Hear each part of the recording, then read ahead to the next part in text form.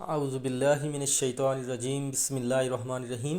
معزز ناظرین، آج ہم تذکرہ کریں گے سلاطین لاہور کا۔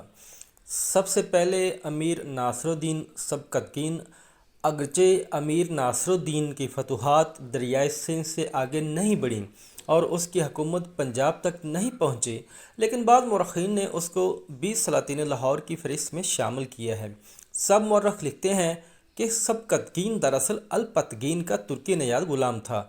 الپتگین سامانی حکومت کے زمانہ میں خراسان کا حاکم ہوا اور تھوڑے ہی عرصے میں پوری قوت اور غلبہ حاصل کر لیا۔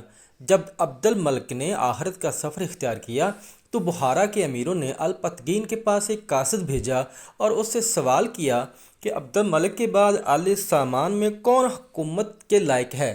الپتگین نے قاصد کو جواب دیا کہ منصور بن عبد الملک ابھی نوجوان ہے، اس اہم کام کے لیے اس کے چچا سے زیادہ اور کوئی دوسرا موضوع نہیں ہے۔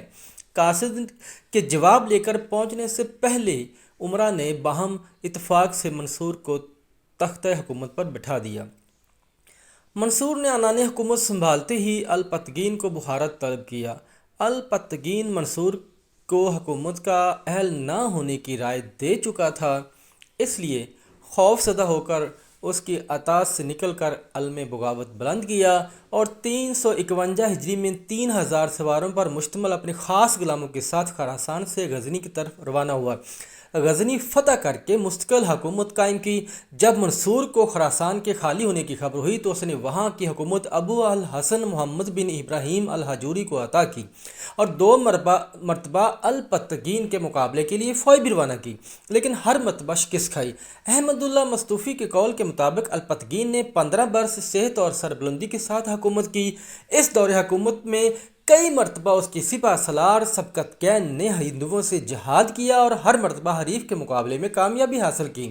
365 ہجری میں الپتگین دنیا سے رخصت ہوا اور اس کا بیٹا ابو اسحاق سبکتگین کے ہمراہ بخارا روانہ ہوا۔ امیر منصور نے ظاہری طور پر غزنی کی حکومت تو ابو اسحاق کو عطا کی، لیکن عملاً امور مملکت سبکتگین کے حوالے کر دیے۔ ابو اسحاق کا عمری میں ہی انتقال کر گیا اور غزنی کے امراء اور ارکان سلطنت نے سبکتگین کو 367 ہجری میں اپنا مستقل بادشاہ تسلیم کر لیا اور الپتگین کی بیٹی کا اس کے ساتھ نکاح بھی کر دیا۔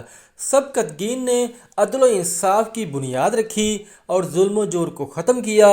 امیروں، شریفوں، ارکان سلطنت کو ہر طرح کی عنایات اور مہربانیوں سے سرفراز کیا، اپنی محبت اور اہلیت دنیا پر جاری کی۔ شکریہ۔